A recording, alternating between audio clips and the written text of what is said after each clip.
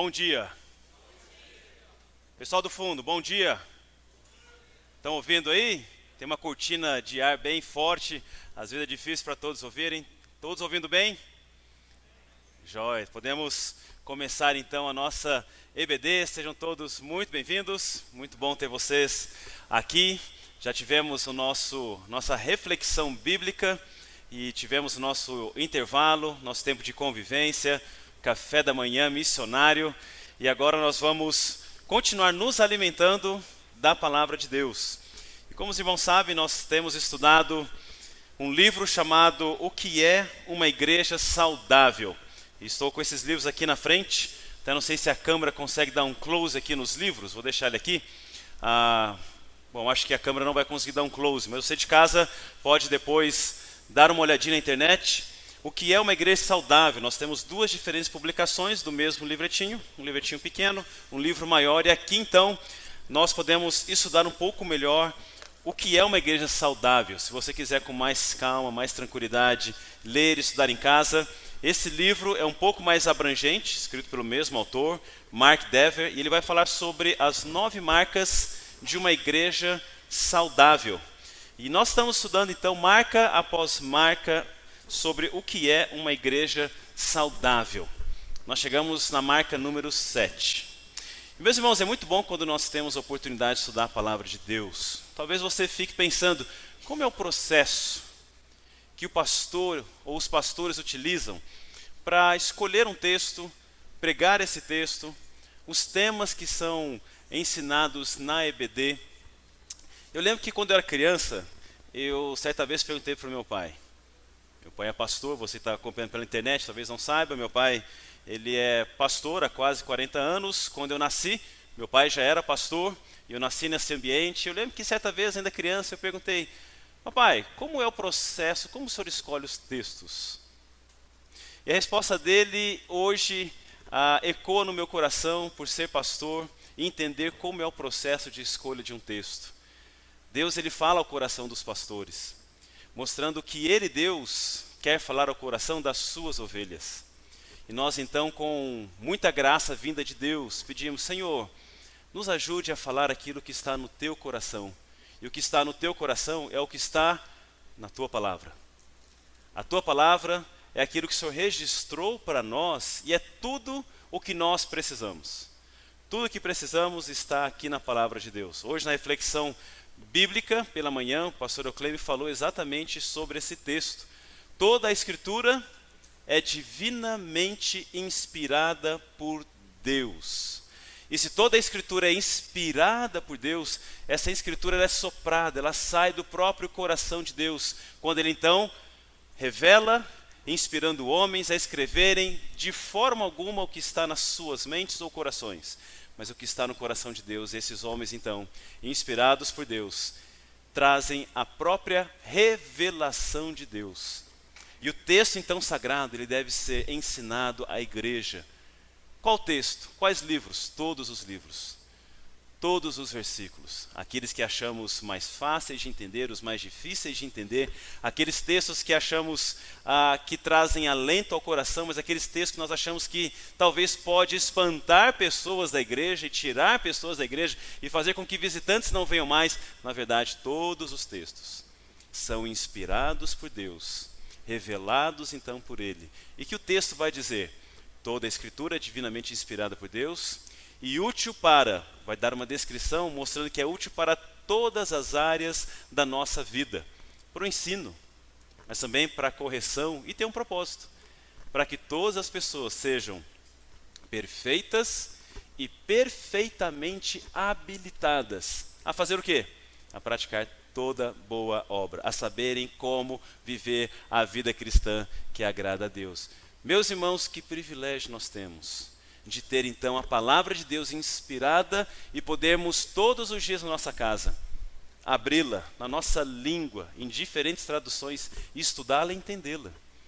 Muitos irmãos do passado não tinham esse privilégio. Eles tinham que ir até um culto, ouvir em latim e ter que entender em latim para poder então ouvir a palavra de Deus. Nós temos o privilégio de fazer isso em casa, num aplicativo do celular, com 10, 15 traduções, versões diferentes. Portanto, quando os textos são escolhidos por Deus. Quando os assuntos são trazidos, Deus coloca no coração dos pastores e dos líderes. Quando textos são escolhidos para as pregações de quarta, de domingo, da reflexão bíblica, Deus coloca no coração dos pastores os textos que Ele quer falar com a igreja. Tem sido muito bom nós ouvimos algumas pessoas dizendo: pastor, esse texto falou comigo. Pastor, era o que eu precisava ouvir. Pastor, aquele dia, naquele domingo, aquela passagem, era o que eu precisava naquele dia, e aquilo transformou e mudou a minha vida. Meus irmãos, somente um livro em que o autor está vivo e em que o autor fala individualmente com as pessoas é capaz de produzir isso. É a palavra de Deus. Ela traz aquilo que precisamos ouvir. E é isso que nós vamos fazer hoje. Chegamos na marca número 7. A marca número 7 não foi preparada para que ela acontecesse no dia 17 de março. Essa 7ª marca foi preparada por Deus para que no dia 17 de março nós pudéssemos estudá-la e certamente ela falará ao nosso coração. Até aqui nós estudamos 6 marcas de uma igreja saudável. E nós queremos ser uma igreja saudável, com saúde, com vitalidade, que consegue viver o Evangelho e então falar do Evangelho, testemunhar do Evangelho para que mais pessoas que não conhecem o Evangelho de salvação a conheçam. E nós vimos na última marca número 6, o que é membresia. O que é ser membro de uma igreja. E nós vemos que ser membro de uma igreja vai muito além do que simplesmente ter o seu nome escrito no hall de membros de uma igreja. Ser membro da igreja é ser membro do corpo de Jesus Cristo. Há uma realidade espiritual, há uma realidade muito maior. E dessa forma, então, nós estamos intimamente ligados com Deus, com Jesus Cristo, que é a cabeça do corpo, e com as outras pessoas, os outros salvos, os outros membros do corpo. Essa ligação, meus irmãos, não é temporária. Essa ligação não é por uma semana. Essa ligação não é por alguns anos. Essa ligação não acontece apenas quando estamos na mesma igreja local e quando mudamos perdemos a ligação. Não. Essa ligação nos une para todo o sempre. Enquanto aqui estamos e quando aqui não mais estivermos, continuaremos ligados. E essa é uma bela realidade do que é ser igreja, é ser corpo. Jesus Cristo é o noivo, é a cabeça, e todos nós somos os membros e estamos então ligados. Fomos unidos pela cruz de Cristo no Calvário. Isso então faz com que agora estejamos unidos e devemos viver em unidade. Quão precioso é a unidade que nós temos. E nós vamos estudar um pouquinho mais o que tudo isso tem a ver conosco hoje ao pensarmos na disciplina.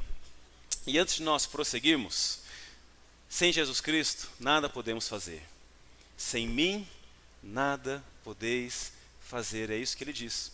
Então por isso que nós queremos orar a Deus em nome de Jesus Cristo, para que nesta manhã a palavra de Deus seja compreendida por nós e ela então nos molde para que sejamos ainda mais parecidos com Jesus Cristo. Então abaixe sua cabeça, feche seus olhos, para que possamos juntos então pedir para que o Senhor faça isso conosco nesta manhã.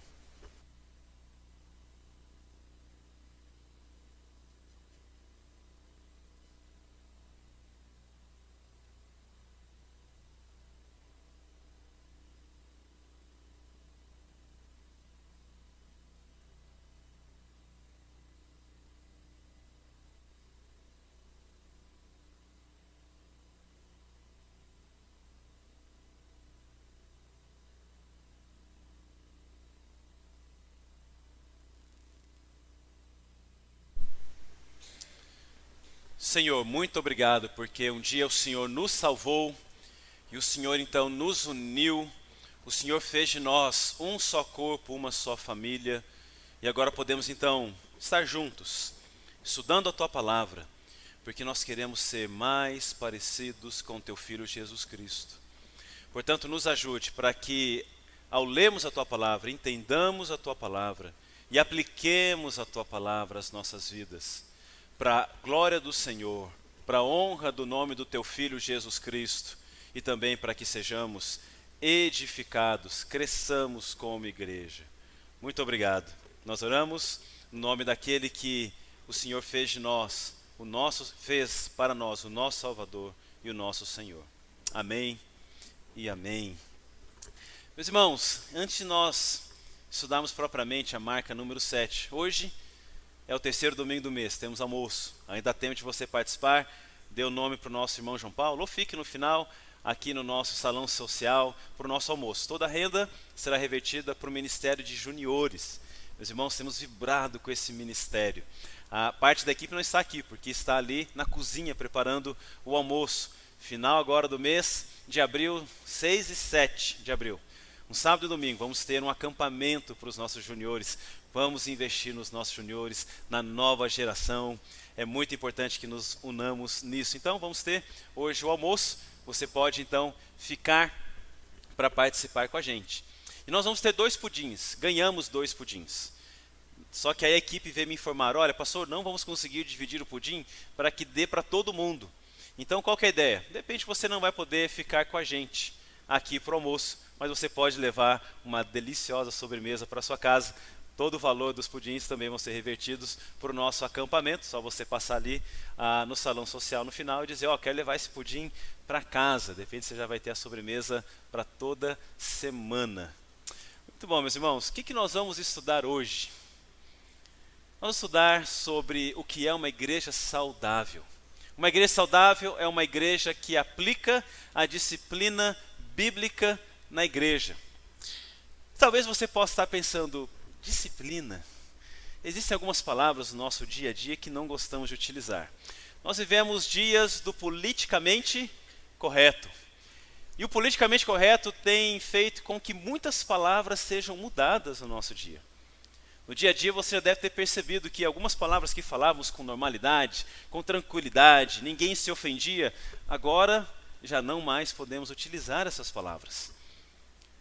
Mas será que quando nós pensamos no que é princípio e fundamento bíblico, devemos sucumbir ao politicamente correto? Ou nós devemos fincar então a palavra de Deus nos nossos corações e vivê-la, independente do que isso vai acontecer? Nós vemos a palavra de Deus nos instruindo, por exemplo, dizendo, prega a palavra, quer seja oportuna, quer não seja oportuna. Nós vamos ver outros textos nos mostrando que aquele ou todo aquele que quiser viver de maneira piedosa, ou seja, uma maneira que agrada a Deus, o que vai acontecer com tal pessoa? Ela será perseguida, a perseguição chegará, porque é exatamente isso que vai fazer distinção clara, lúcida para nós e para o mundo, de que há uma barreira, de que há uma cerca, de que há uma divisão entre os que estão no mundo e os que não são do mundo, entre os que são salvos e os que ainda não foram salvos. E membresia e disciplina na igreja vai mostrar claramente para nós e para o mundo que há sim uma distinção, que há sim uma diferença. E vai mostrar então para nós que as portas, usando uma ilustração, as portas da igreja devem estar abertas e as portas do fundo devem estar abertas. Essa frase foi dita por alguém que planta igreja. E nós vamos tentar estudar hoje para entender se essa afirmação é uma afirmação bíblica ou não. Será que as portas da frente elas devem estar não tão abertas assim e as portas de trás também não devem estar tão abertas assim? Devem estar abertas? Não devem estar abertas? O que isso tem a ver com o que Jesus Cristo ensinou, dizendo que há um caminho largo e há um caminho estreito? Que isso tem a ver com a igreja, que isso tem a ver com ser membro do corpo de Cristo, o que isso tem a ver com disciplina. E nós vamos então ver, será que toda disciplina é negativa? E vamos perceber que há uma distinção entre disciplina corretiva e disciplina formativa. Nós estudamos um pouquinho sobre isso na reflexão bíblica com o pastor Eucleme. Nós vamos ver também, ou tentar entender o que é disciplina eclesiástica. E a palavra eclesiástica vem da palavra eclésia no grego, que significa chamados para fora, Ou seja, é a palavra que vem traduzida do Antigo Testamento, utilizada para igreja no Novo Testamento. É a palavra que no Antigo Testamento ela denominava a Assembleia de Israel, dos santos, dos salvos, e que foi trazida então para o Novo Testamento, sendo utilizada a palavra eclésia, que dá o sentido de pessoas que são chamadas, mas são chamadas para viver algo fora de onde elas estão. Elas estão dentro, mas elas são chamadas a viver fora, e ao serem chamadas a viver fora, elas devem viver de uma determinada maneira. O que faz com que tais pessoas foram chamadas para viver dentro de um corpo, de um grupo, que não fazem parte do grupo de fora, mas que devem viver no grupo de fora. Como elas devem viver, o que mantém, o que preserva as características desse grupo que está dentro, mas que é chamado para viver fora. Será que isso tem a ver com o fato de entendermos o que é ser membro do corpo e o que é disciplina formativa e disciplina corretiva? Vamos tentar trabalhar um pouco sobre isso. Lembrando, irmãos, nós temos 1 hora e pouco para nós estudarmos esse assunto. Nós vamos ter que dar uma pincelada em algumas coisas. Não vamos conseguir trabalhar com profundidade como gostaríamos todos esses assuntos. É por isso que nós recomendamos aos irmãos: adquiram um desses livros. Não é um livro caro, é um livro barato e é um grande investimento. E aí depois você pode, com calma, estudar todos esses assuntos. E quando nós pensamos então o que é disciplina eclesiástica, o que é a disciplina na e da igreja, nós vamos olhar para alguns textos. O que alguns textos bíblicos dizem a respeito disso? E como esses textos bíblicos nos ajudam a entender, então, o valor, a importância da disciplina bíblica na igreja. Vamos olhar para Hebreus, para Mateus, para Coríntios, para Gálatas, Tessalonicenses, Timóteo e Tito. E aí vamos ver depois uma outra pergunta importante. Como os cristãos do passado trataram a disciplina eclesiástica? Como isso foi lidado no passado, no início da igreja primitiva, ao longo da história da igreja, até chegarmos aonde nós chegamos aqui? Será que disciplina bíblica é algo novo? Será que disciplina bíblica é uma invenção moderna? Vamos olhar depois para uma outra pergunta. Essa pergunta vai nos ajudar a entender por que nós devemos praticar a disciplina na igreja. Nós vamos ver então o porquê isso é importante. E por fim nós vamos então olhar pensando o que acontecerá se praticarmos ou não praticarmos a disciplina eclesiástica. Meus irmãos, como nós acabamos de falar, talvez para algumas pessoas a disciplina bíblica na igreja, a disciplina eclesiástica, pode ser um tema negativo para algumas pessoas. Mas nós temos muito assunto na Bíblia sobre a importância da disciplina formativa e não apenas a disciplina corretiva. Portanto, todos nós que somos salvos, todos nós somos membros do corpo de Cristo, sem hesitação, nós temos que admitir a nossa necessidade da disciplina. Nenhum de nós, como bem sabemos, é um projeto perfeito, concluído. Isso acontecerá quando estivermos na glória. Portanto, nós precisamos diariamente, como corpo, ser inspirados, sermos, melhor dizendo, corrigidos, disciplinados, quebrantados. E não importando qual é o método de cura, nós temos que admitir a nossa necessidade de disciplina. E quando nós pensamos nisso, então, nós vamos olhar para as duas formas de disciplina na igreja: disciplina corretiva e disciplina formativa. A disciplina formativa nada mais é do que nós entendermos alguns hábitos cristãos diários importantes que nós precisamos nutrir, viver e adquirir. Refletimos um pouco sobre isso na reflexão bíblica. Se você não esteve aqui às 9 horas, o pastor Eucleme fez uma reflexão, não combinamos, mas foi Deus dirigindo nesse sentido, e você pode acompanhar no YouTube, ela vai estar lá para você entender um pouco melhor. Mas quando nós pensamos na disciplina formativa, ela então nos ajuda a entender como nós devemos ser, quais são hábitos que nós devemos adotar no nosso dia a dia, inclusive para que cresçamos, amadureçamos diariamente, e inclusive não precisemos de disciplinas corretivas. A disciplina corretiva, ela só existe quando a disciplina formativa é colocada de lado. Perceba, normalmente, eu estou frisando aqui a palavra normalmente, quando pessoas elas abandonam a comunhão com os santos, com os salvos na igreja, há um diagnóstico. E esse diagnóstico aponta normalmente para o fato de que a disciplina formativa foi colocada de lado. De que os bons hábitos cristãos foram colocados de lado. E com isso, práticas pecaminosas entram na nossa vida.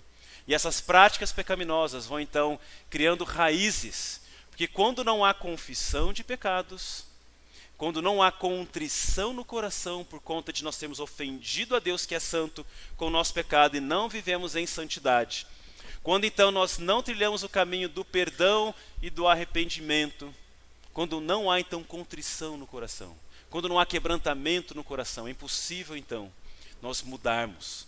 Nós ficamos então com a nossa, como diz, eu até esqueci a palavra aqui agora, ficamos calejados, cauterizados, muito obrigado aqui, ficamos cauterizados e perdemos a sensibilidade. Por quê? Porque vida cristã, ela é diária. E alguns hábitos, então, cristãos são importantes diariamente, porque eles quebram a ação do pecado na nossa vida. Nós recebemos uma nova natureza em Cristo, mas nós ainda temos a velha natureza em ação. O pecado ainda está em ação no mundo e em nós. Satanás está em ação nesse mundo, e Satanás tem como propósito principal destruir a igreja. E ele vai atacar individualmente os membros da igreja. Porque ele sabe que se ele apenas conseguir inflamar uma unha do corpo, e essa unha inflamada não for tratada, essa inflamação ou essa infecção vai tomar conta de todo o corpo. E vai fazer com que todo o corpo sofra.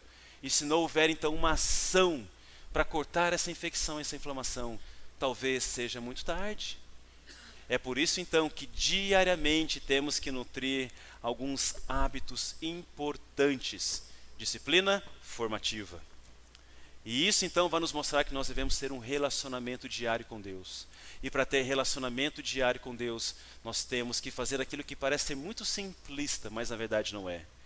Ler a Bíblia e orar se quisermos crescer. Lembra da música infantil? Lembra da música de criança? Talvez você nasceu na igreja e você cresceu cantando e ouvindo essa música. Talvez você não nasceu na igreja, mas tenha ouvido as músicas que cantamos antes de dividirmos as crianças para o culto infantil delas.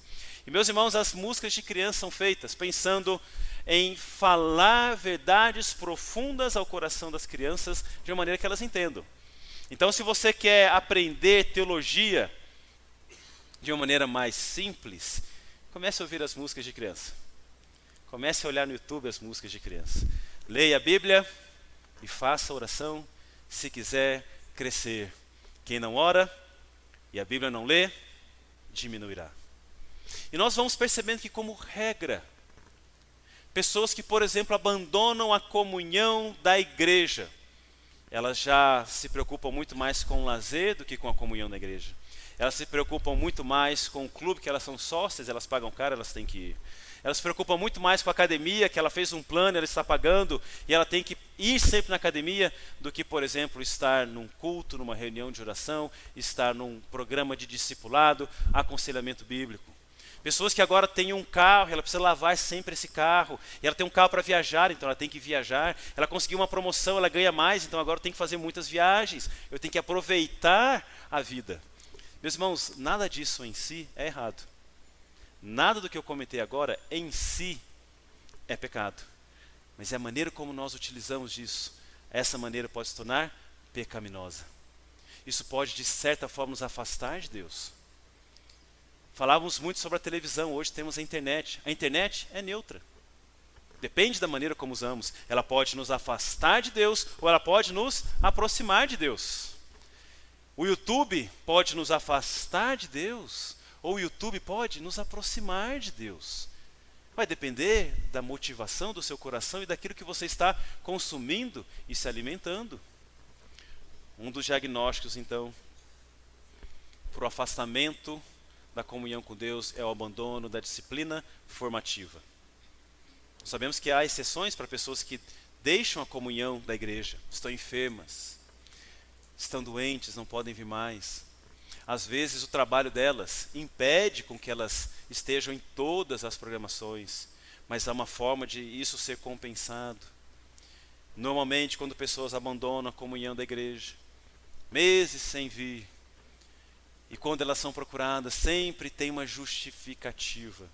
Isso demonstra que talvez existam pecados não confessados. Os hábitos cristãos foram colocados de lado. Não há mais oração, não há mais leitura devocional da palavra de Deus.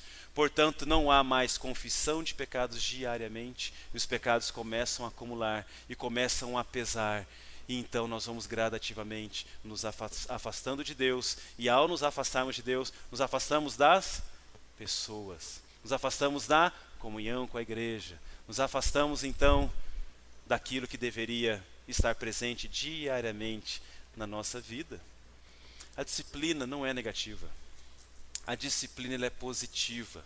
Ela é criada por um Deus amoroso. A disciplina ela é instituída por um Deus amoroso. Nós vemos a disciplina acontecendo desde que o homem é homem, desde o jardim do Éden, passando então por um povo escolhido por Deus para representá-lo nessa terra, chegando até a igreja. A disciplina ela é instituída pelo próprio Deus, porque Deus é amor. E Deus, como um pai, Ele quer o melhor dos seus filhos. Que pai não instituiria uma disciplina formativa para os seus filhos? E deixaria os seus filhos criança ainda escolherem o que querem fazer? Deixa os filhos ficarem acordados a madrugada toda. Ele gosta de ficar acordado de madrugada. E aí deixa o filho ficar acordado de madrugada. Mas o meu filho ele gosta não das comidas que são nutritivas e importantes para a idade. Ele gosta só de bolacha. Ele gosta só dessas coisas. Então vamos deixá-lo comer só essas comidas. Que pai amoroso, que mesmo contrariando um desejo, uma vontade do filho, não diria para o filho, filho, isso não é o melhor para você. O melhor para você é isto. Eu me lembro quando criança, não gostava de jeito nenhum de legumes e verduras. Era uma luta em casa, minha gente. A minha mãe ali fazendo as comidas nutritivas, importantes para o nosso bom crescimento, e a gente lutando e não querendo. A gente queria o quê? Bolacha. A gente queria o quê? Só comer pão. A gente queria comer só o quê? Doce, bala, chiclete, pirulito, chocolate, Coca-Cola. Imagina uma criança se alimentando diariamente só de Coca-Cola, de chocolate, de pão. E somente isso. Será que ela cresceria em saúde? Será que talvez as outras crianças estariam maiores do que ela menor do que essas crianças? Talvez até subnutrida? Graças a Deus pelos meus pais, que perseveraram e não se preocuparam se nós iríamos gostar ou não, fazer cara feia ou não, nos deram o que nós precisávamos para crescer. Graças a Deus, porque eu tive um pai que acordava bem mais cedo que a gente, fazia vitamina, porque se fosse das frutas a gente não ia comer, então fazia vitamina, colocava no leite, às vezes colocava um pouquinho de quick, tem quick, que gostoso, tem quick. Aí a gente tomava, tem quick. Mas tinha um monte de fruta ali misturada no meio da vitamina. Eu me lembro que às vezes eu tinha uma estratégia, eu não queria comer aquela verdura. E observem o coração tendencioso para o pecado da criança. Minha mãe virava, pegava a verdura, colocava no bolso. E depois jogava fora. E minha mãe falava, que bom, ele está comendo a verdura. Olha só, coração da criança inclinado para o mal. E aí minha mãe tinha que ter as estratégias. Ele ia fazer o rocambole? No rocambole, meus irmãos, tinha de tudo. Né? Ela misturava no rocambole tudo que a gente precisava comer e não gostava no rocambole. Aí comia, porque tinha carne. E a gente nem percebia que tinham aquelas comidas que nós não gostávamos. Por que é que eu estou contando todas essas histórias para os irmãos? Para ilustrar que disciplina é bênção. Disciplina é de Deus. Disciplina foi criada por Deus. Um Deus amoroso que se preocupa conosco, que tal como um pai quer o melhor para os seus filhos. Não é o próprio Deus que vai dizer que Ele só disciplina seus filhos? Os que não são filhos não são disciplinados por Ele, porque não são filhos dele. Não seria estranho, alguém que não é pai, disciplinando um filho que não é seu filho? Seria estranho. Porém, aquele que é filho, é responsabilidade do pai cuidar dele. E a responsabilidade primeiro desse pai, então, se necessário, discipliná-lo corretivamente, mas principalmente no dia a dia, estabelecer a disciplina formativa. É vitamina de manhã, é arroz, feijão, bife, frango, salada e tomate. Disciplina formativa. Então nós vamos ver que, pelos textos bíblicos, que a disciplina é bênção. E eu gostaria então já convidar os irmãos para abrirem lá em Hebreus capítulo 12, para que nós possamos juntos então entender o que é disciplina eclesiástica. Está na Bíblia. E a Bíblia então nos mostra, e a Bíblia então nos ensina a respeito da disciplina eclesiástica. Então abra sua Bíblia, lá em Hebreus capítulo 12. Nós vamos então olhar juntos o que diz esse texto. E esse é um dos textos principais que nos ensina sobre disciplina na igreja. Hebreus capítulo 12, nós vamos ler do versículo 1 até o versículo 14. Eu vou ler na versão NVT, nova versão transformadora. Os irmãos podem ler nessa versão, se tiver um aplicativo, ou uma Bíblia tal como essa, ou os irmãos podem ler na própria versão, e esta versão vai te ajudar a acompanhar o texto conosco. Então, Hebreus, capítulo 12, versículos 1 até o versículo 14. E diz então assim a palavra de Deus: portanto, uma vez que estamos rodeados de tão grande multidão de testemunhas, livremo-nos de todo o peso que nos torna vagarosos e do pecado que nos atrapalha, e corramos com perseverança a corrida que foi posta diante de nós. Mantenhamos o olhar firme em Jesus, o líder e aperfeiçoador de nossa fé. Por causa da alegria que o esperava, ele, Jesus, suportou a cruz sem se importar com a vergonha. Agora ele, Jesus, está sentado no lugar de honra, à direita do trono de Deus. Pensem em toda a hostilidade que ele suportou dos pecadores. Desse modo, vocês não ficarão cansados nem desanimados. Afinal, ainda não chegaram a arriscar a vida na luta contra o pecado. Acaso vocês se esqueceram das palavras de ânimo que Deus lhes dirigiu como filhos dele? Ele disse, o próprio Deus: meu filho, não despreze a disciplina do Senhor. Não desanime quando ele o corrigir, pois o Senhor disciplina quem ele ama e castiga todo aquele que aceita como filho. Enquanto suportam essa disciplina de Deus, lembrem-se de que ele os trata como filhos. Quem já ouviu falar de um filho que nunca foi disciplinado pelo pai? Se Deus não os disciplina como faz com todos os seus filhos, significa que vocês não são filhos de verdade, mas ilegítimos. Uma vez que respeitávamos nossos pais terrenos que nos disciplinavam, não devemos submeter ainda mais a disciplina do Pai de nosso espírito e assim obter vida. Pois nossos pais nos disciplinaram por alguns anos, como julgaram melhor. Mas a disciplina de Deus é sempre para o nosso bem, a fim de que participemos de sua santidade. Nenhuma disciplina é agradável no momento em que é aplicada. Ao contrário, é dolorosa. Mais tarde, porém, produz uma colheita de vida justa e de paz para os que assim são corrigidos. Portanto, revigorem as mãos cansadas e seus joelhos enfraquecidos. Façam caminhos retos para seus pés, a fim de que os mancos não caiam, mas sejam fortalecidos.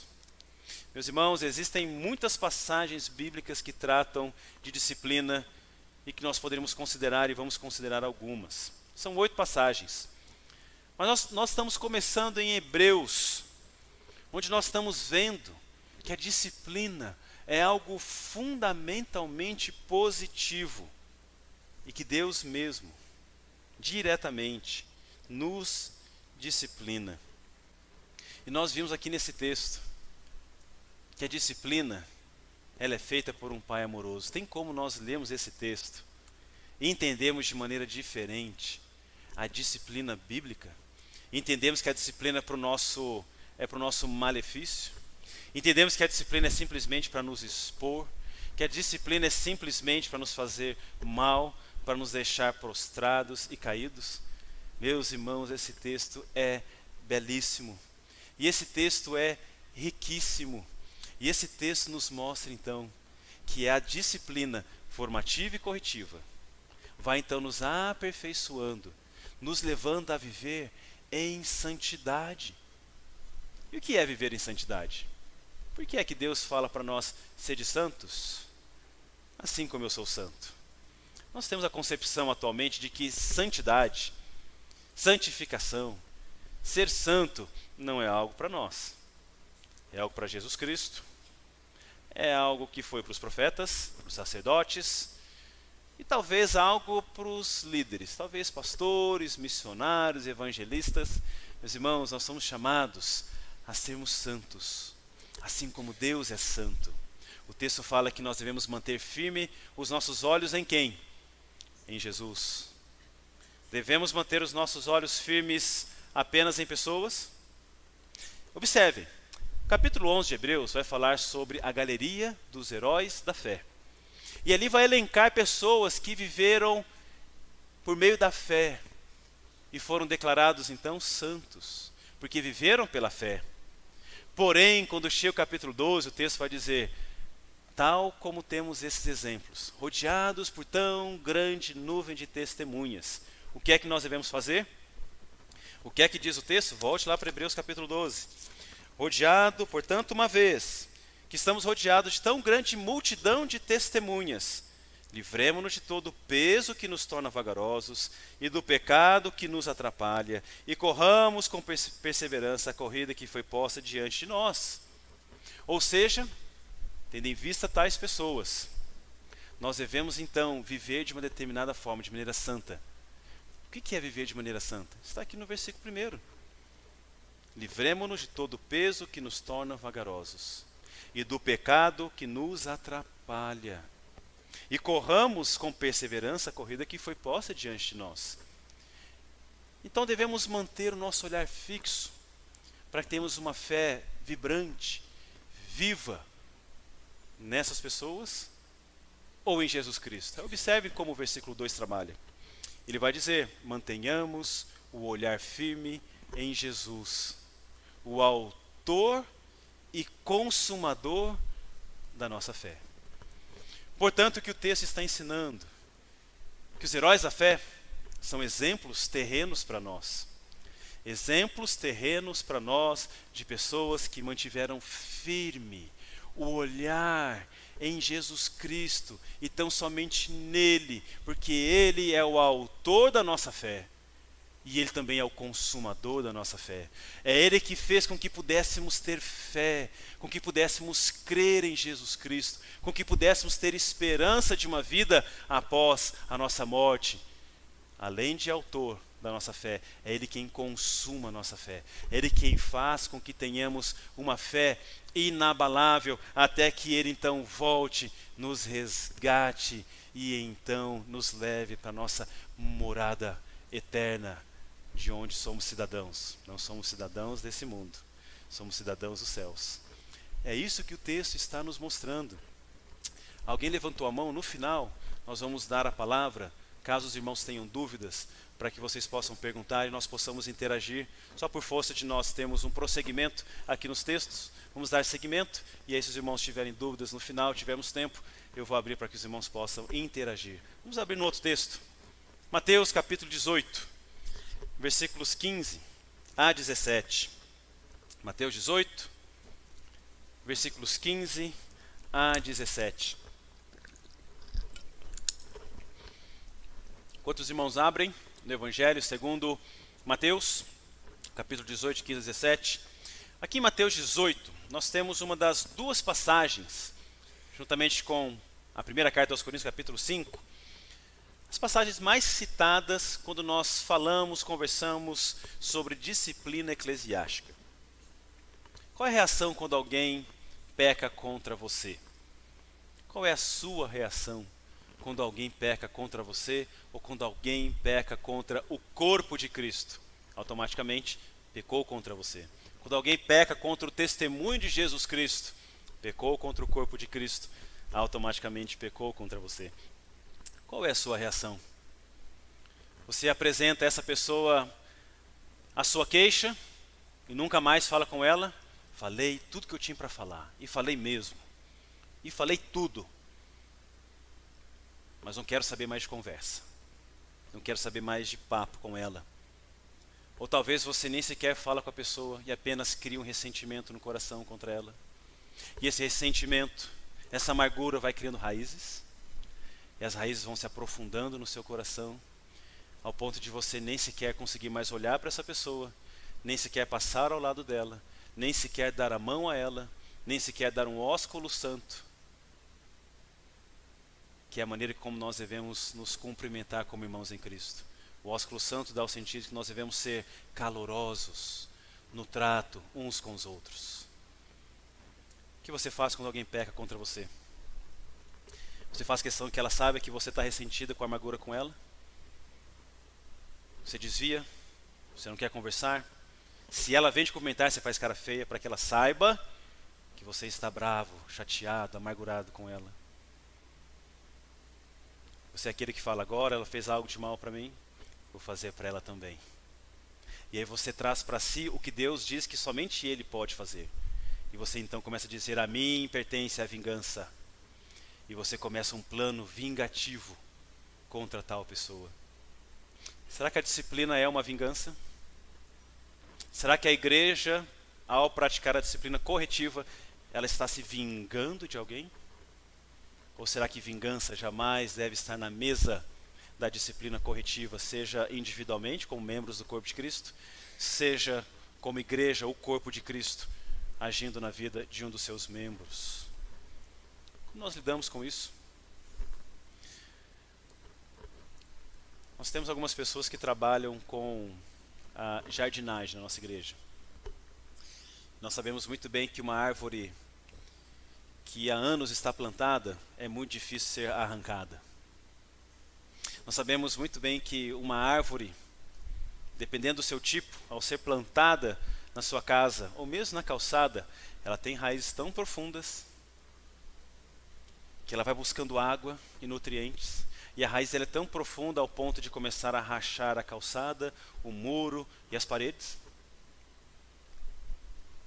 Nós vamos ver então como a disciplina bíblica na igreja deve acontecer para que raízes de amargura, raízes de ressentimento, com que pecados na vida de pessoas não cresçam de tal forma, com que na hora de ser arrancado, talvez o estrago que ela vai deixando seja tão grande e irreparável. Quem está ensinando a igreja a lidar com a disciplina no contexto eclesiástico, aqui em Mateus 18? É o nosso próprio Senhor e Salvador Jesus Cristo. Se foi Jesus quem nos ensinou, deve ser algo muito importante para nós como igreja. Vamos dar uma olhadinha então no texto que ele nos fala. Nós vamos olhar para o texto e vamos tentar entender o que o texto diz. Ok? Não é o que eu acho como pastor, não é o que o pastor Eucleme entende e falou, fala isso sobre o texto. Não é aquilo que nós, como Igreja Batista, definimos, mas é o que o texto diz. Então vamos olhar para o texto, acompanhe na sua Bíblia. E diz assim, se teu irmão pecar contra ti, vai arguí-lo entre ti e ele só. Se ele te ouvir, ganhaste a teu irmão. Se, porém, não te ouvir, toma ainda contigo uma ou duas pessoas, para que pelo depoimento de 2 ou 3 testemunhas, toda palavra se estabeleça. E se ele não os atender, dize à igreja. E se ele recusar ouvir também a igreja, considera-o como gentil e publicano. Interessante esse texto, porque esse texto está dizendo, Se teu irmão pecar contra ti, e como nós falamos, pode ser uma ofensa que aconteceu entre vocês dois, sozinhos, numa conversa individual, numa conversa em meio a um grupo, num ambiente familiar, num ambiente de amigos, no ambiente da igreja, no ambiente de trabalho. Mas se teu irmão pecar contra ti, é no sentido tanto individual quanto coletivo.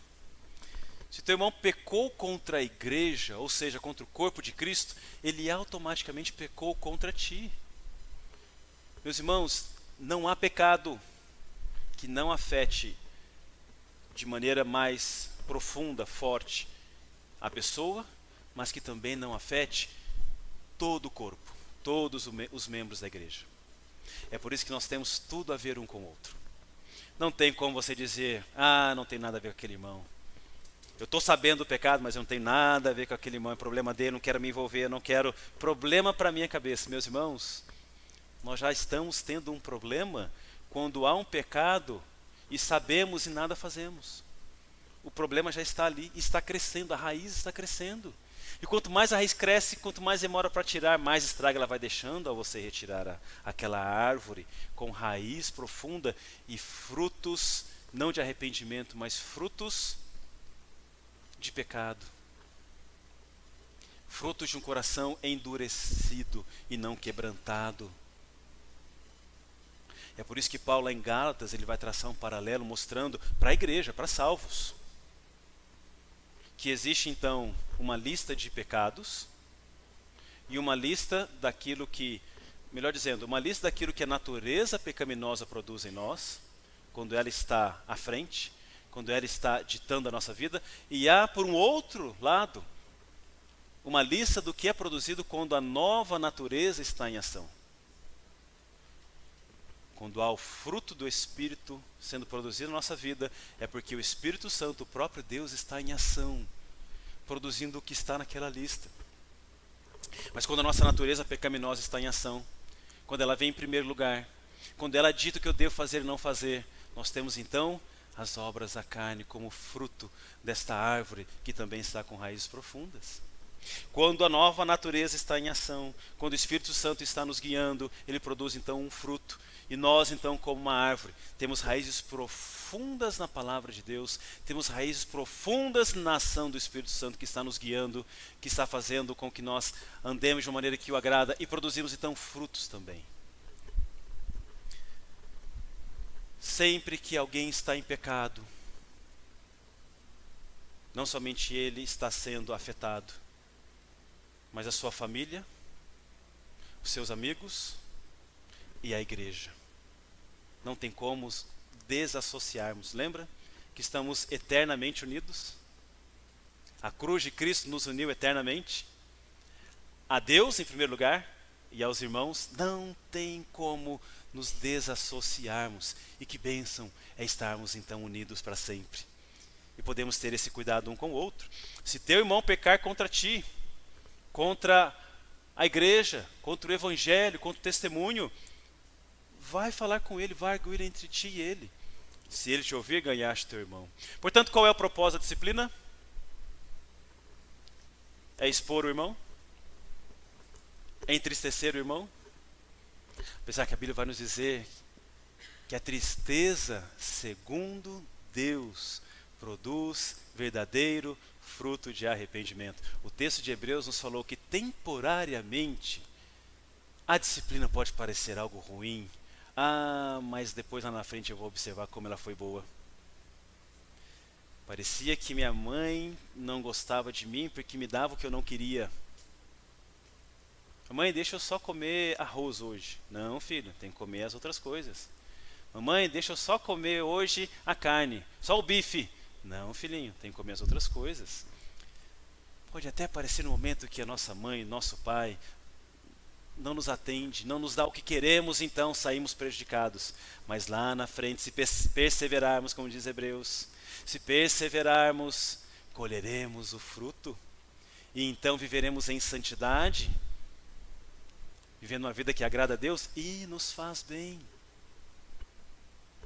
O propósito da disciplina é ganhar o irmão. O propósito da disciplina corretiva é ganhar o irmão. Aquele irmão que talvez deixou de lado os hábitos cristãos, deixou de lado a disciplina formativa, talvez precisará da disciplina corretiva. Mas quais são os casos quais são os pecados que devem ser colocados em aplicação nesse texto? São todos aqueles pecados em que, através da vida da pessoa, ela demonstra obstinação. Há obstinação no pecado. Ela peca, não se quebranta, não se arrepende e continua praticando, ou ela continua sem confissão daquele pecado, e então a raiz começa a crescer.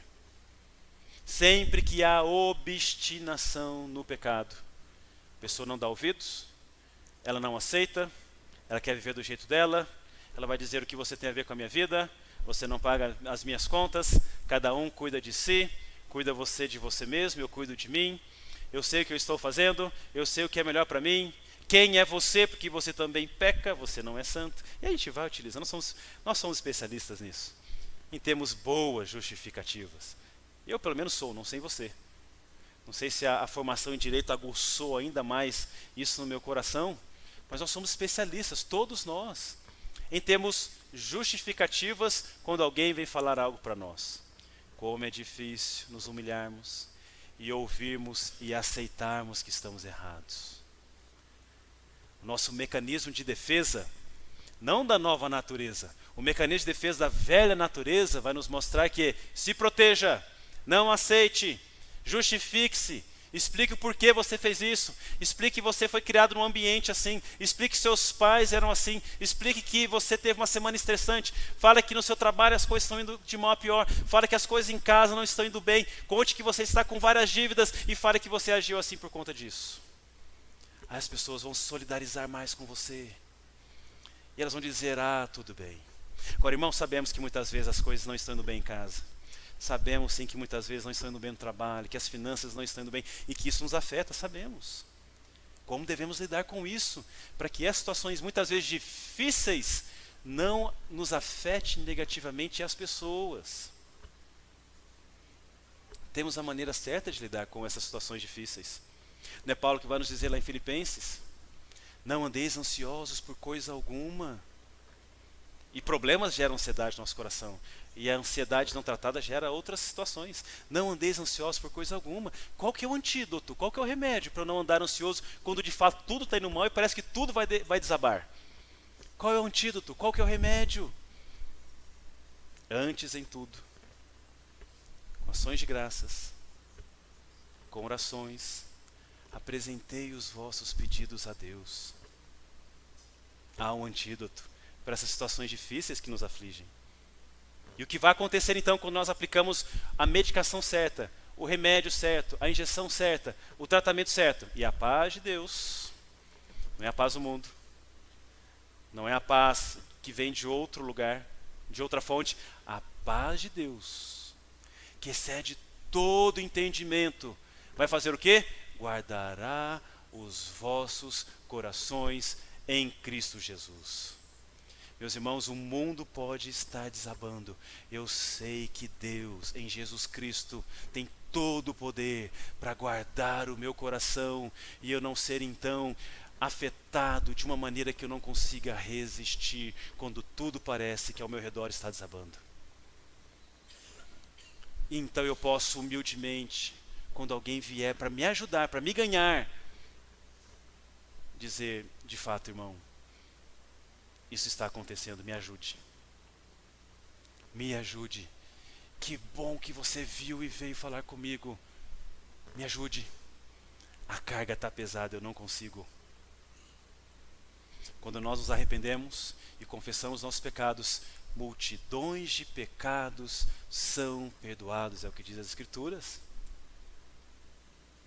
E é por isso que as Escrituras vão dizer, confessai os vossos pecados uns aos outros, para que sejais curados. O que Jesus está ensinando é bênção. O que Jesus está ensinando só traz bênção para a nossa vida e para a vida da igreja e para o corpo. E o texto continua dizendo que existem etapas. E é por isso que talvez por meses ou anos alguns irmãos não são desligados da igreja. Não é simplesmente porque eles estão sendo deixados de lado. Tal como nosso Deus é paciente, tal como nosso Deus não quer que nenhum se perca. Primeiro, a pessoa que ouviu, ficou sabendo, foi afetada diretamente, deve procurar. O irmão não deu ouvidos, não foi ganho. Junte com mais 2, 3 pessoas. Vá conversar com a pessoa, que queremos ganhá-la. Ela não dá ouvidos, coração endurecido, não se quebranta, orgulhosa, tem todas as justificativas, diz a igreja. Simplesmente para expor publicamente a pessoa? Não. Quem sabe agora ela dará ouvidos. Quem sabe agora toda a igreja orando e procurando ela, ela vai entender e vai ver que a igreja toda ama, não somente aquele primeiro irmão, não somente aquele grupo de 3, 4 a amam, mas toda a igreja ama. E quer ver a mudança, e toda a igreja agora está orando, está mandando mensagem, topa na rua, fala, volte irmão, estamos aqui para te ajudar. Isso é amor. Isso é amor. Isso é verdadeiro amor.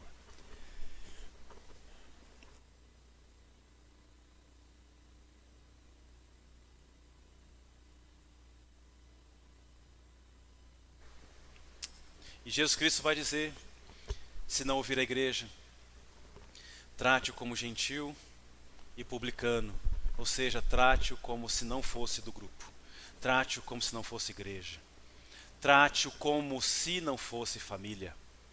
Só Deus sabe quem são os seus. Não vamos decretar com isso, tal pessoa não é convertida. Só o Senhor sabe. Porém, pelos frutos vos conhecereis. E o endurecimento do coração pode demonstrar que talvez tal pessoa nunca foi salva e vamos ter que evangelizá-la.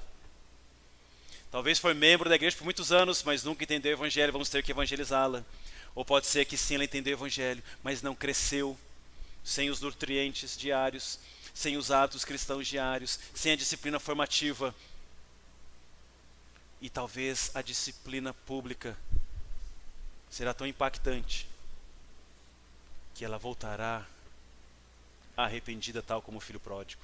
Quando o filho pródigo sai da casa do pai, ele perde a proteção do pai. Quando o filho pródigo sai da casa do pai, ele perde a proteção dos irmãos, dos amigos. Quando o filho pródigo sai da casa do pai, ele está vulnerável. Ele não tem ninguém para falar para ele, isso é errado, não faça isso, volte, tome cuidado. Não tem ninguém para falar isso mais para ele. Ele está fora da casa do pai. Ele está distante da casa do pai, não tem ninguém para dizer para ele, você vai cair, você vai se machucar, saia daí, volte, não tem mais ninguém. E talvez então, se aquele é filho de verdade, no momento mais terrível e difícil da vida dele, ele se lembre que não há prazer maior do que estar na casa do pai. Ao ver onde ele está na situação deplorável, ele se lembre, as delícias, os prazeres, a paz verdadeira estão na casa do pai. Aqui não tem nada disso. Vou voltar. E quando volta, o pai o recebe de braços abertos. Sempre quando voltamos quebrantados, somos recebidos de braços abertos pelo pai. Sempre, independente do que tenha acontecido, sempre somos recebidos de braços abertos. É isso que acontece com o filho pródigo. Portanto, meus irmãos, esse último passo do desligamento da igreja é também um passo de amor. É uma disciplina para ganhar e trazer de volta, porque a pessoa está fora do rebanho. O pastor não está cuidando mais dela ali. As outras ovelhas não estão protegendo. Os lobos estão ao derredor dela e ela começa a perceber o erro que ela tomou. Isso talvez faça com que ela volte, se ela é filha. Muitas vezes, quando não é filha, talvez um lobo a devorará e ela nunca voltará. Ou pode ser que mesmo sendo filho, o juízo de Deus faça com que essa pessoa seja levada e perca a vida. Meus irmãos, isso é verdadeiro amor. Isso é verdadeira preocupação. Isso é de fato você ter um cuidado na vida da pessoa. Nós temos outros textos aqui, para nós olharmos, para nós estudarmos. Eu quero que os irmãos olhem com calma nas suas casas. Falamos de Hebreus e Mateus. Olhe depois com calma. Primeira carta aos Coríntios, capítulo 5, do versículo 1 até o versículo 11. E ali nós vamos ver, nessa passagem, uma passagem também extensa, a maneira como nós devemos lidar quando um irmão está em pecado público e a igreja não faz nada. E depois nós vamos olhar Gálatas capítulo 6, versículo 1. Você pode ler com calma na sua casa. Esse versículo acrescenta um elemento importante ao que estamos estudando sobre disciplina eclesiástica. Paulo vai descrever aqui como os cristãos devem restaurar alguém que foi apanhado em pecado. Tal pessoa não veio arrependida, ela foi pega no pecado. Irmão, se alguém for surpreendido em alguma falta, vós que sois espirituais, ou vós que estão vivendo a disciplina corretiva, a disciplina formativa, vós que estão, pela graça de Deus, olhando firmemente para Jesus, tirando tudo aquilo que causa peso e seguindo adiante, vós que estão conseguindo viver assim diariamente pela graça de Deus, não por seu mérito, vós que sois espirituais, corrigiu com o espírito de brandura e guarda-te para que não sejas também tentado. Nós vamos ver depois na segunda carta aos Tessalonicenses, capítulo 3, versículos 6 a 15. Em Tessalônica, parece que existiam muitas pessoas ociosas, fazendo nada, esperando Jesus Cristo voltar, deixaram os trabalhos, o emprego, estavam simplesmente esperando Jesus Cristo voltar. Isso gera um problema sério. Por isso que Deus nos fez para que trabalhássemos e tivéssemos o alimento e tudo que precisamos através do fruto da nossa mão, do nosso esforço. Deus que nos dá capacidade para isso. Mas o contrário disso gera consequências graves para as pessoas, para as famílias, para a sociedade e para a igreja, o que estava acontecendo lá em Tessalônica. E para piorar a situação, eles defendiam que eles deveriam de fato estar assim, sem fazer nada, com o argumento de que isso era vontade de Deus. Paulo vai mostrar que não. Ele vai dizer, eu vou ler rapidamente aqui para os irmãos o texto, segunda carta aos Coríntios, Tessalonicenses 3. Ele vai dizer, não vos ordenamos, irmãos, em nome do Senhor Jesus Cristo, que vos aparteis de todo irmão que ande desornadamente. Que vos aparteis. E não segundo a tradição de que nós recebestes, pois vós mesmos estáis cientes do modo por que vos convém imitar-nos, visto que nunca nos portamos desordenadamente entre vós, ou seja, sempre trabalhamos e tivemos o sustento pelo nosso esforço, nem jamais comemos pão à custa de outrem, se temos condições de comer o pão à custa do nosso trabalho, pelo contrário, em labor e fadiga, de noite e de dia trabalhamos a fim de não sermos pesados a nenhum de vós. Não porque não tivéssemos esse direito, mas por termos em vista oferecer-vos exemplo em nós mesmos, para nos imitardes. Porque, quando ainda convosco vos ordenamos isto, se alguém não quer trabalhar, que também não coma. Aqui nós vemos uma palavra dura de disciplina corretiva, porque a disciplina formativa não estava em ação. 1 Timóteo, capítulo 1, versículo 20. Paulo escrevendo a Timóteo, pastor da igreja de Éfeso, um jovem pastor da igreja de Éfeso. Paulo se refere a algumas pessoas que haviam naufragado na fé. Olha o que ele diz aqui no texto, 1 Timóteo, capítulo 1, versículo 20. E dentre esses se contam Himeneu e Alexandre, os quais entreguei a Satanás para serem castigados, a fim de não mais blasfemarem. Palavra dura. Imagina hoje, nos nossos dias, nós falarmos isso, com pessoas que têm agido dessa forma, sendo entregues a Satanás, para que talvez o corpo seja destruído, mas o espírito não.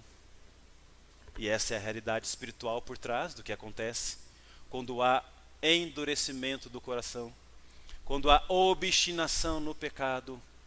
Tais pessoas, por se obstinarem no pecado, se colocam como que sendo entregues a Satanás, deixando de estarem no rebanho, protegidas pelo pastor e o supremo sumo pastor. É tal como se elas fossem entregues a Satanás, e Satanás brinca com elas. Satanás faz o que bem deseja com elas. Estão fora do rebanho, estão fora da proteção do pastor. 1 Timóteo capítulo 5, 19 e 20. Continuando na carta escrita a Timóteo, Paulo escreveu especificamente a respeito do que deveria fazer aos líderes da igreja que são flagrados em pecado. Isso reflete não somente para os líderes, mas para todos os membros da igreja. Ele vai dizer aqui no texto, não aceiteis denúncia contra presbítero. Presbítero é a mesma palavra para pastor. Quando você vê presbítero, pastor, episcopo, bispo, está se referindo à figura do pastor. do líder colocado diante da igreja por Deus. Não aceite denúncia contra presbítero, senão exclusivamente sob depoimento de 2 ou 3 testemunhas. Todos os pastores que têm algo da sua vida em que pessoas entendem que são pecados não confessados, obstinação no pecado, mau testemunho público,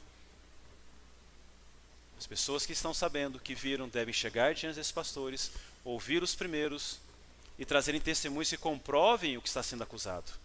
Nenhuma acusação deve ser feita liberalmente aos pastores, sem que haja testemunhas, sem que hajam provas. Por quê? Porque isso desmoraliza o testemunho da igreja perante a sociedade. Vivemos numa época em que boatos são criados, e boatos são colocados na internet, ao ponto de pessoas morrerem por conta disso. Lembra do caso lá de Santos? Acusaram uma moça de Santos de que ela estava raptando crianças. E se eu não me engano, ela fazia atos de magia matando essas crianças. Uma moça trabalhadora, não tinha relação alguma com isso. E se espalhou pelo WhatsApp, alguém falou, é fulana. E aí começou a espalhar que era fulana, de repente já virou que aquela pessoa estava fazendo isso. Tem imagens tristes sobre isso. Ela foi arrastada pelo bairro, ela foi espancada, e ela foi morta por pessoas que eram vizinhas dela. Por pessoas que eram normais, trabalhadoras, acordam cedo, vão trabalhar, voltam para sua casa, têm as suas vidas, têm filhos. Pessoas viraram como que animais, por conta de boatos, sem provas, sem testemunhas, mentiras criadas. Isso fez com que ela inclusive morresse. Jamais devemos levantar contra qualquer pessoa, principalmente contra a liderança da igreja, informações que não são comprovadas por testemunhas, que não são comprovadas por fatos, que não são verdadeiros, realidade. Isso traz destruição, não para os líderes. Isso traz destruição, primeiramente, para o testemunho, para o evangelho, para a igreja, para o corpo, e todos os membros são afetados. E o texto diz, quanto aos que vivem no pecado, na continuação do texto, quanto aos que vivem no pecado, repreende-os na presença de todos, para que também os demais temam. E quando então pessoas que estão vivendo deliberadamente no pecado, de maneira pública, sem arrependimento, sem confissão, elas devem ser repreendidas publicamente. Sejam pastores, sejam ovelhas. Para quê? Qual que é o propósito? Só para expor a pessoa? Só para ridicularizar a pessoa? O que o texto diz no final? Para que todos temam, para que isso gere santidade na igreja e a igreja não perca a noção da santidade que ela deve viver, porque Deus é santo. Meus irmãos, quando o pecado entra na igreja, pessoas começam a viver em pecado, isso não é tratado, pessoas estão vivendo publicamente no pecado, todos sabem, e muitas vezes todos sabem, menos os pastores, ninguém faz nada, todos com medo. O que acontece? O temor que deveria existir na igreja pela santidade de Deus e que nos levaria a viver em santidade, gera o contrário. Sabe o que vai ser gerado na igreja?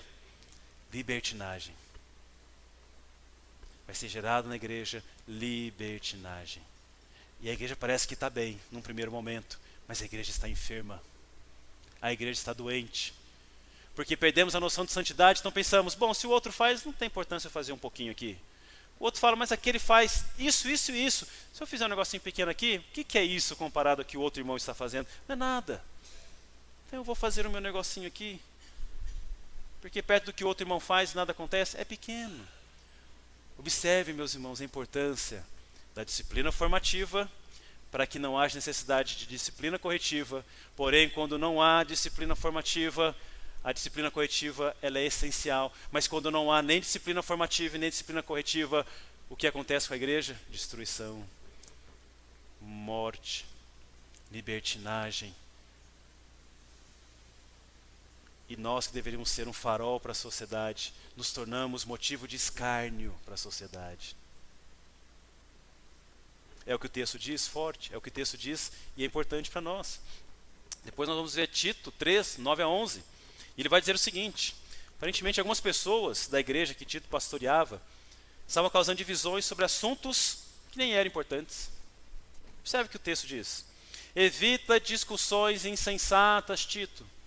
Tito, você é novo, mas Deus o colocou como pastor nessa igreja. Tito, você é responsável por esse povo. Portanto, Tito, evita discussões insensatas. Genealogias, quem é filho de quem, o que isso importa? Contendas, grupos que vão sendo criados, porque eu penso assim, você pensa assado, então fica você aqui, eu fico aqui. Eu penso que deve ser desse jeito, então eu tenho minha equipe, no meu dia eu faço do meu jeito, no seu dia você tem sua equipe, você faz do seu jeito. Cada um tem uma tenda. E as contendas são criadas. Debate sobre a lei.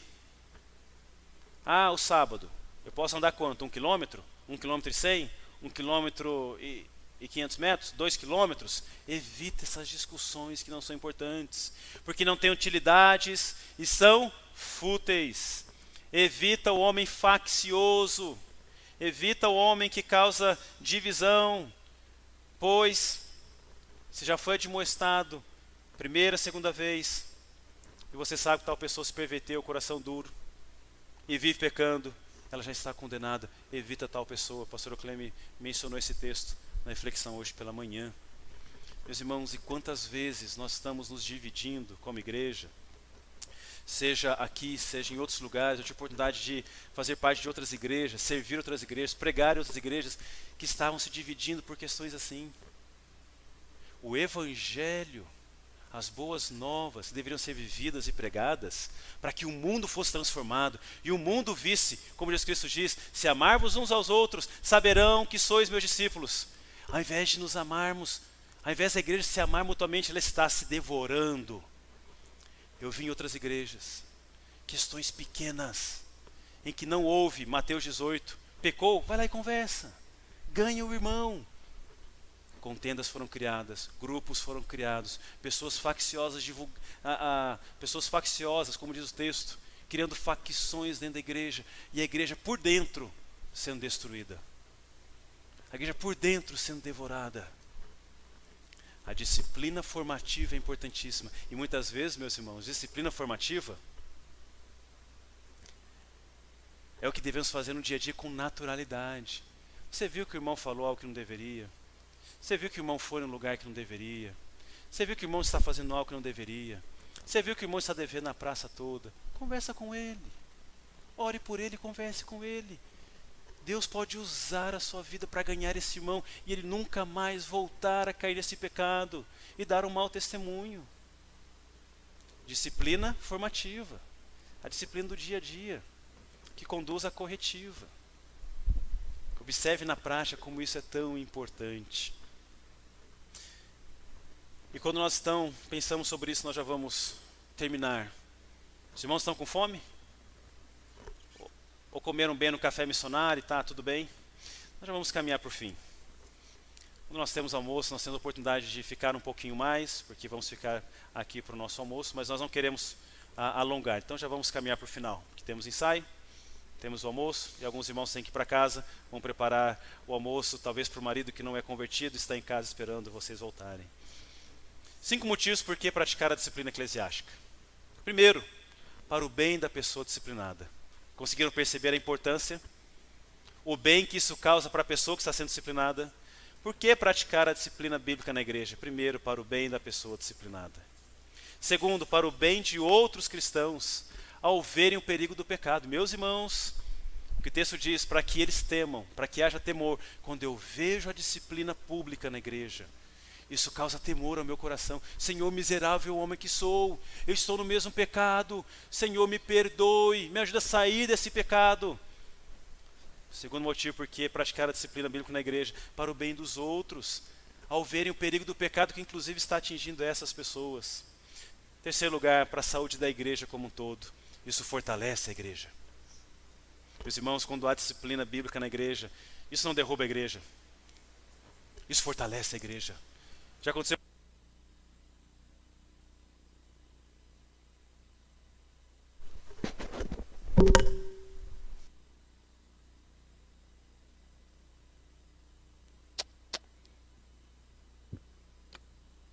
Já aconteceu com você quando você teve uma dificuldade com alguém?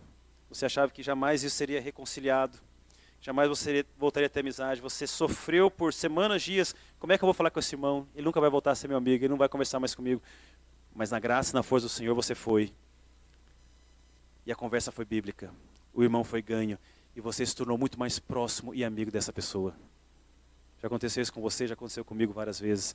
Por que praticar a disciplina bíblica na igreja? Para o testemunho coletivo e público da igreja. A sociedade lá fora vai ver, essa igreja é séria. Essa igreja não joga por baixo dos panos dos pecados. Essa igreja é séria. Eles vivem o que eles falam. Eles não vivem de aparência, de máscaras. Porque praticar a disciplina na igreja, para a glória de Deus, quando refletimos a sua santidade, Deus é glorificado, Deus é visto. E Deus então é elevado, engrandecido, e as pessoas o veem pela maneira como nós lidamos na disciplina formativa e corretiva. E então começamos a refletir a santidade de Deus. O que acontecerá se praticarmos a disciplina eclesiástica ou não praticarmos a disciplina eclesiástica? E aqui nós vamos concluir o nosso tempo. Como essa palavra fala comigo e com você? Meus irmãos, essa palavra tem falado profundamente ao meu coração. A mim como discípulo de Jesus Cristo, como seguidor de Jesus Cristo, como membro da igreja. Senhor, tem misericórdia de mim. Senhor, derrame da tua graça em mim em primeiro lugar. Senhor, faz de mim um instrumento de bênção para a tua igreja e não o contrário. Essa tem sido a minha oração. E nós chegamos então no dia 17 de março. Porque Deus queria que estudássemos esse tema hoje. No próximo domingo, vamos falar sobre crescimento e discipulado. Porque Deus quer que no próximo domingo ouçamos sobre isso. Deus, desde a eternidade, já havia preparado esses assuntos para esses dias e para as pessoas que aqui estavam. Em primeiro lugar, para aquele que vos fala. Mas como também essa palavra fala ao seu coração. Como essa palavra, então, fala com você sobre o que você deve fazer e decisões a serem tomadas aqui para frente. Para que por meio, então, do correto entendimento da disciplina formativa e corretiva, possamos ser ainda mais uma igreja saudável. Possamos ser mais saudáveis ainda, não uma igreja doente, mas uma igreja saudável. E sabe de uma coisa? Isso depende não apenas dos pastores. Saiba de uma coisa, isso não depende apenas da liderança dos ministérios. Saiba de uma coisa, isso não depende apenas do grupo de 50 pessoas, 100 pessoas. Isso depende de cada um de nós. Você tem a sua parte importantíssima a fazer. A sua parte, outro não conseguirá fazer. É o que estudamos lá em Efésios. A sua parte, apenas você poderá fazer. Como então a palavra de hoje mexe com você assim como tem mexido comigo? O que essa palavra leva você a fazer a partir de hoje? Olha que interessante, me vem à mente agora. O que nós vamos ter hoje à noite? Ceia. Que ótima oportunidade que vamos ter hoje à noite na ceia, de lembrarmos a santidade de Deus. E pensarmos se estamos refletindo a santidade de Deus, ao lembrar que Ele morreu por nós, para que nós vivêssemos uma nova vida. E a ceia é sempre um lembrete disso. E a ceia deve sempre nos lembrar que devemos viver em santidade. Senhor, há algum pecado não confessado na minha vida? Sonda-me, Senhor. Vê se há em mim algum caminho mau e guia-me pelo caminho eterno. Que ótima oportunidade que estamos tendo.